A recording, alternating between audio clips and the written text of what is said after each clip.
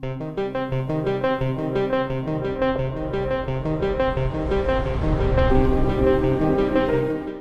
baie gevaarlike kuslyne staan daar dikwels ligtorings. Massiewe torings van klip, stil, onbeweeglik. Interessant genoeg werk 'n ligtoring dikwels anders as wat mense sou dink. Ligtorings jaag nie aan agter ander skepe nie. Hulle hardloop nie agter bote aan in storms wat hulle dikwels self gekies het om in te wees nie. Hulle skree nie oor die see, kom hierheen, ek kan jou help nie, nee. Ligtorings staan net waar hulle gebou is en hulle skyn. En tog vind skepe wat rigting soek die lig. Maar skepe wat nie omgee nie, bots iewers anders.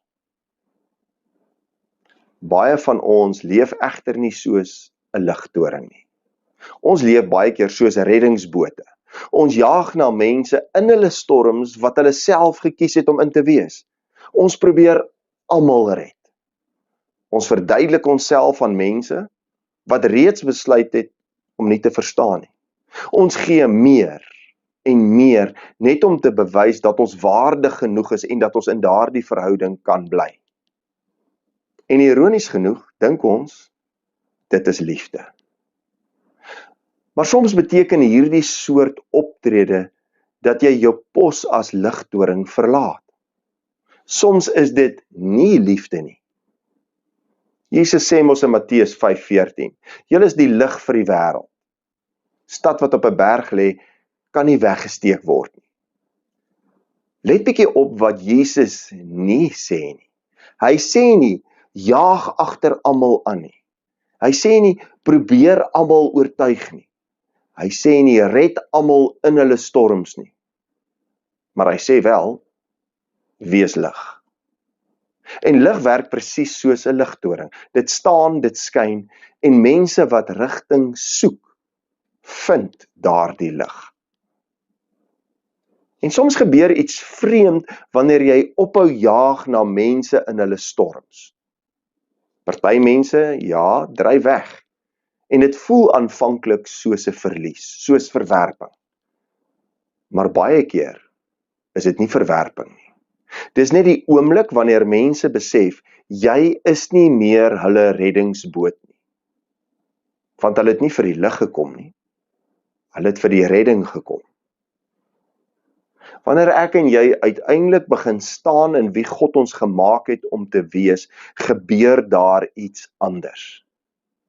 Die lewe raak stiller, skoner, ek wil amper sê, meer eg.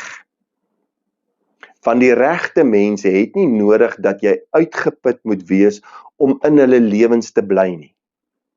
Hulle word nie aangetrek deur wat jy vir hulle doen nie, hulle word aangetrek deur die lig wat jy dra. En soms werk God ook so. God skyn, soos 'n ligtoring.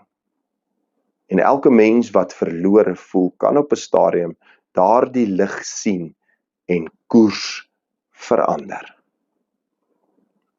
Miskien is dit die uitnodiging vandag.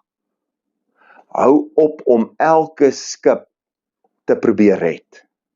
Staan waar God jou gebou of geplant het. Skyn die lig wat hy in jou gesit het. Want skepe wat rigting soek, sal altyd die ligtoring vind.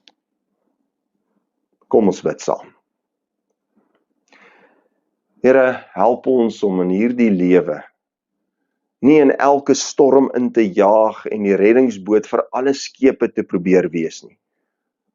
Maar dat ons soms net besef dat ons ook ligtorings kan wees. Dat ons u lig laat skyn in 'n donker wêreld daar buite, sodat ander skepe, ander mense hierdie lig kan sien en dit hulle weer die regte koers sal wys. Dankie Here dat u soos 'n ligtoring ook in ons lewens is.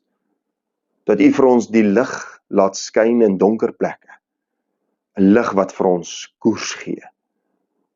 Heer, dankie dat u lig in hierdie wêreld kon skyn en die duisternis dit nie kon uitdoof nie.